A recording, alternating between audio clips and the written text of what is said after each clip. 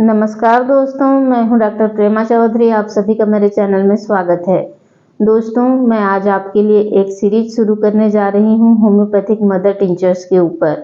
Homeopathy में बहुत सारे ऐसे मदर टिंचर्स हैं जिनका हमारे डे टू डे प्रैक्टिस में बहुत ज़्यादा यूज होता है और ये हमारे पेशेंट्स को रिलीफ देने में बहुत मदद करते हैं।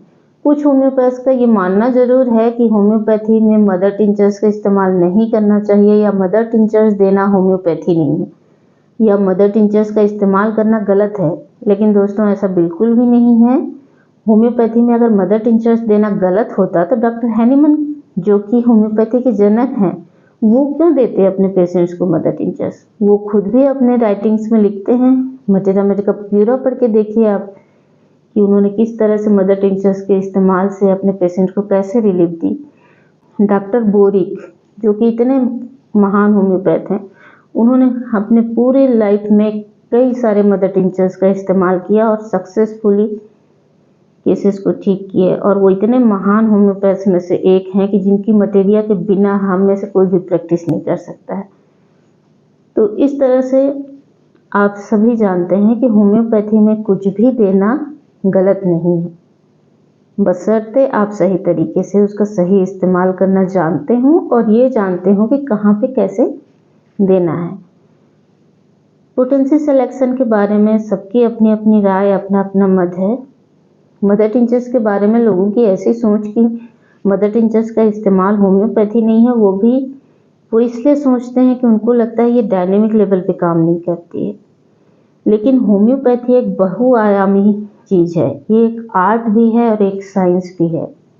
इसका सिर्फ एक ही क्षेत्र आप पकड़ कर चलेंगे तो आप अपने केसेस नहीं ठीक कर पाएंगे। कुछ लोग बहुत रिजिड हो जाते हैं कि हमें सिर्फ एंटी मियाज़मेटिक ट्रीटमेंट करना है, कोई सोचता है कि सिर्फ कॉन्स्टिट्यूशनल देना है, कोई सोचता है मदर टिंचर्स का इस्तेमाल बिल्कुल नहीं करना है, तो कोई सिंगल रेमेडी, सिंगल डोज से ही हर केस ठीक हो जाएगा, ऐसा सोचता है।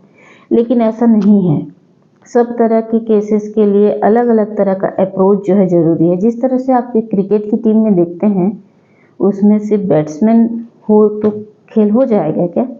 नहीं, उसमें आपको फील्डिंग करने वाले भी चाहिए, बॉलिंग करने वाला भी चाहिए, है कि नहीं? इसी तरह से होम्योपैथी भी ऐसा है, मल्टी डायमेंशनल है। इसमें हर तरह के ट्रीटमेंट की ज़रूरत होती है।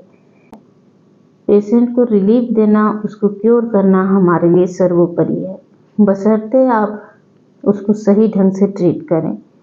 अगर आपके मदर टिंचर्स देने से पेशेंट कम्प्लीटली क्योर नहीं हो रहा है तो उसके बाद आप ज़रूर उसको कॉन्स्टिट्यूशनल मेडिसिन दीजिए, एंटी मियाज़मेटिक ट्रीटमेंट दीजिए या अपने जो मेडिसिन सिमिलीमुम सेलेक्ट की है वो दीजिए।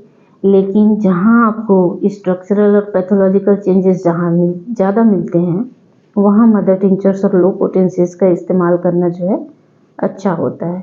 जहाँ पेशेंट की वाइटलिटी बहुत कम होती है, जिस स्थिति में पेशेंट जो है वो डायनेमिक मेडिसिन पर रिएक्ट करने लायक उसमें जीवनी शक्ति होता नहीं है, ऐसी स्थिति में भी मदर टिंचर्स का इस्तेमाल करना चाहिए। तो होम्योपैथी एक मल्टी डायमेंशनल पैथी है, इसका हमेशा ध्यान रखें। किसी एक चीज़ को लेकर रिजिड मत बनिए कि मुझे बस यही इस्तेमाल करना है और ये नहीं करना है। यहाँ आप लो पोटेंसी से लेकर हाई पोटेंसी तक यूज कर सकते हैं, मदर टिंचर्स भी यूज कर सकते हैं। बाकायदा आप में ज्ञान और आर्ट होना चाहिए। तो अगर आप चाहते हैं और ज़्यादा सीखना इसके बारे में, तो मैं आपको एक बार फिर रिमाइंड कराना चाहूँगी कुछ इम्पॉर्टेंट मदर टिंचर्स के बारे में जिनका हमारी प्रैक्टिस में बहुत उपयोग है। तो शुरू करते हैं आज एक मदर टिंचर के बारे में जानना। लेकिन इससे पहले जो है आप मेरे चैनल को सब्सक्राइब करके बेल आइकन को दबाना मत भूलिएगा और वीडियो अच्छी लगे तो बिना लाइक किए मत जाइएगा। साथ ही अपने दोस्तों को शेयर ज़रूर कीजिए। चैनल को सब्सक्राइब करने के साथ ही साथ आप बेल आइकन को भी प्रेस कर दीजिएगा, जिससे कि मेरे जो भी वीडियोस हैं वो आपको मिलते रहें। तो आइए आज एक शुरू करते हैं मदर टिंचर के बारे में, जो मैंने अपनी प्रैक्टिस में बहुत उपयोगी पाया है। और ये मदर टिंचर ऐसा है जो आपको बहुत ख्याति दिलाता है। इस मदर टिंचर का नाम है हाइड्रेंजिया। हाइड्रेंजिया एक बहुत ही इम्पोर्टेंट मेडिसिन है और यह मेडिसिन जो है ये मेनली एक्ट करती है यूरेटर्स पे, यानी हमारे जो किडनीज होती हैं वहाँ से जो नली मूत्राशय तक आती है, जो यूरिन को किडनी से लेके मूत्राशय तक लाती है, वहाँ पे उस नली में ये सबसे ज़्यादा अच्छी तरह से एक्ट करता है। ये उसका सीट ऑफ एक्शन है। तो जहाँ भी मैं देखती हूँ सोनोग्राफी इस पेशेंट्स का करवा के और मुझे उसमें स्टोन फंसा हुआ मिलता है या हाइड्रोनेफ्रोसिस मिलता है, उसकी वजह से किसी तरह का ऑब्स्ट्रक्शन यूरेटर में है, तो यूरेटर में ऑब्स्ट्रक्शन की वजह से बैक प्रेशर पड़ता है, जिससे हाइड्रोनेफ्रोसिस की कंडीशन डेवलप हो जाती है। हाइड्रोनेफ्रोसिस यानी जो किडनीज हैं उनके अंदर पानी आ जाता है, हाइड्रो यानी वाटर से लिया जाता है, तो वहाँ पानी जमा हो जाता है, नेफ्रॉन्स उसकी वजह से ख़राब होने लगते हैं।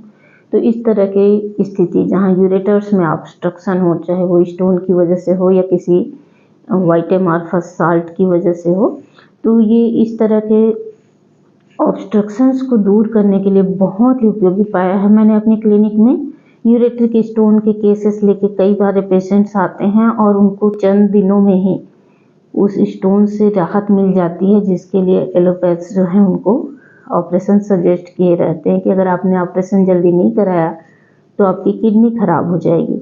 इस तरह की चेतावनी के साथ उनको बोला जाता है, लेकिन जनरली लोग ये चाहते हैं कि बिना ऑपरेशन के उनका काम हो जाए। आप तो जानते ही हो, हम होम्योपैथ के पास लोग तब आते हैं जब उनको कहीं भी होप नहीं दिखती है और फिर वो कहते हैं कि होम्योपैथी में देर लगती है। तो दोस्तों ऐसा नहीं है, आप फर्स्ट डे आइए ना होम्योपैथ के पास, 10 जगह घूम के केस को कॉम्प्लिकेट कर लेते हैं और उसके बाद होम्योपैथ के पास पहुंचते हैं, उसके बाद भी हम जल्दी रिजल्ट देते हैं, फिर भी आप हमको बदनाम करते हैं कि होम्योपैथी देर लगाती है। ऐसा नहीं है।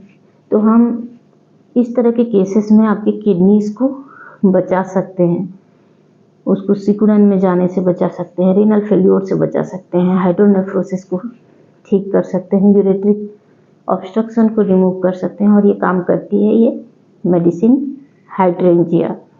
अकेले यही नहीं है, और भी मेडिसिन है, पर मोस्ट ऑफ द केसेस में मैंने इससे बहुत अच्छा रिजल्ट पाया है।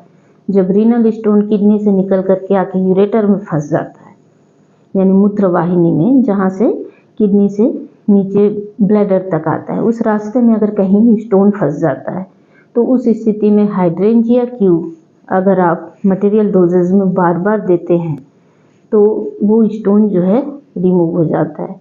20-20 बूंद दिन में 3 बार 4 बार हल्के गुनगुने पानी के साथ, 1 कप पानी के साथ आप दीजिए और एक्सीलेंट रिजल्ट इस मेडिसिन का देखिए। इससे जो ऑब्स्ट्रक्शन रास्ते में आ रहा था वो रिमूव हो जाता है। हाइड्रेंजिया में एक क्वालिटी ये है स्टोन को तोड़ने की। स्टोन साइज अगर ज़्यादा बड़ा होता है तो ये उसको तोड़ती भी है। हाइड्रेंजिया में यूरिन में जो है बहुत ज़्यादा एमॉर्फस साल्ट, वाइट साल्ट या रेत जैसा निकल सकता है। इस तरह के केसेस आपको मिल सकते हैं। या फिर यूरिन में बहुत ज़्यादा स्लेस्मा यानी म्यूकस मिला हुआ रहने के कारण जो है यूरिन पास करने में बहुत ज़्यादा दिक्कत होती है। पेशेंट को मुश्किल से यूरिन निकलता है और बार बार पेशाब करने की, मूत्र त्यागने की हाजत होती रहती है। पेशेंट को बार बार इच्छा होती है, उसको लगता है कि पूरा साफ नहीं हुआ और बार बार उसको यूरिन के लिए जाना पड़ता है। प्रोस्टेटिक इनलार्जमेंट की भी एक अच्छी दवा है।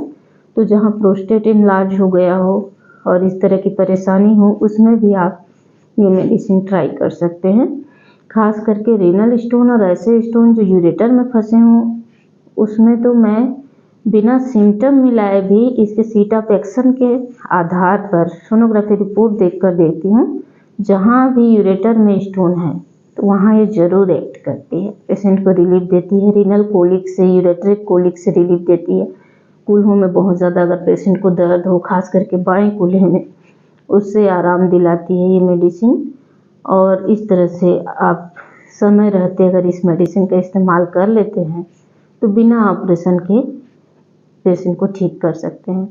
अगर आप होम्योपैथ नहीं हैं और मेरे वीडियोस देखते हैं तो आपसे मेरा आग्रह है दोस्तों कि बिना चिकित्सकीय परामर्श के कोई सी भी दवाई अपने मन से इस्तेमाल ना करें, क्योंकि किसी भी मेडिसिन का विवरण जो हम एक छोटे से वीडियोस में देते हैं वो पूरी तरह से सफिशिएंट नहीं होता है कि आप उसके हर पहलू को समझ सकें। तो डॉक्टर की थोड़ी सी फीस बचाने के लिए आप अपने मन से दवा खरीद कर ना खाएं, होम्योपैथिक चिकित्सक से परामर्श जरूर लें। अगर आप हमसे परामर्श चाहते हैं तो कॉन्टेक्ट नंबर आपको डिस्क्रिप्शन में दिया हुआ है। लेकिन दोस्तों एक रिक्वेस्ट है, कुछ लोग बेफिजूल ही मैसेज करने लगते हैं, हाय हेलो गुड मॉर्निंग। तो इस तरह के मैसेजेस प्लीज़ ना भेजें। हम लोग का शेड्यूल काफ़ी बिजी रहता है, तो प्लीज़ जो सीरियस पेशेंट्स हैं पेट ऑनलाइन कंसल्टेशन के लिए रजिस्ट्रेशन के लिए वो नंबर दिया गया है उसका सही इस्तेमाल करें। जब भी आपको ऑनलाइन कंसल्टेशन बुक करना हो तो उसके पेमेंट की जानकारी के लिए आप इसमें व्हाट्सएप मैसेज करें। फिर आपको फी जमा करने के बाद अपॉइंटमेंट दिया जाएगा और अपॉइंटमेंट के हिसाब से फिर आपको क्लिनिक से कॉल किया जाएगा। तो इस नंबर पर इनकमिंग कॉल की सुविधाएं नहीं है। व्हाट्सएप मैसेज भी ज़रूरत के जितना ही करें, अतिरिक्त मैसेजेस न करें। अगर आपको ये जानकारी अच्छी लगी दोस्तों तो वीडियो को लाइक करना ना भूलिए, साथ ही इसको अपने दोस्तों को शेयर कीजिएगा। उम्मीद है अब आपके यूरेट्रिक स्टोन के केसेस जो हैं वो फंसेंगे नहीं और इस मेडिसिन से आपको अपनी क्लिनिक में बहुत हेल्प मिलेगी। तो मिलते हैं फिर इस तरह की और नई नई जानकारियों के साथ नेक्स्ट वीडियो में। धन्यवाद।